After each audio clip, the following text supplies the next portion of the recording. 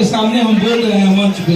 आज तक हमने कभी भैया के सामने बोला नहीं है, हमने इंटरव्यू में बोला है, लेकिन देखा कि बहुत लोग बोलने लगे तो हम भी अपना थोड़ा सा बता देते हैं कि आपने अपने राइटरों के लिए क्या किया है। तो हमारे गरी एगो 180 अपाची रहे, अपाची पे घूमत रही, हमारे बिया शादी भैया के बाद भैया वो बेचा भी रहे, बिक गई थी। जब हमारा बाबू होने वाला था, मेरा लहंगा लखनऊ गाना आया खेसारी भैया के साथ, और उस दिन से आज तक हमको लगता था कि हम 3000 के फ्लैट में रहते थे। 3000 जो मुझे नजदीकी से जानते होंगे, जितने भी सिंगर हैं, जितने भी भोजपुरी में लोग हैं, वो सारे लोग मुझे जानते होंगे।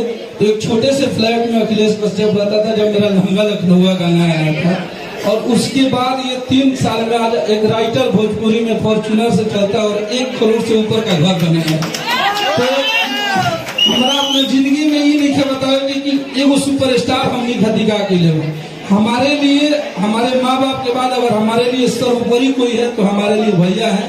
आज सब लोगों के सामने बोल रहे हैं, क्योंकि एक राइटरों की वजूद क्या होती है, और एक राइटर को मंच पे लोग बुला के पहचान देने लगे तो भैया का ही देन है। शुरू से ही राइटरों को बताते थे कि हमारे राइटर, आज इनके सर जितने भी राइटर हम लोग हैं, सब लोग का अपना अपना वजूद है। तो एक राइटर को मंच पे बुला के सब लोग आज भोजपुरी में आपके वजह से सम्मान देने लगा भैया।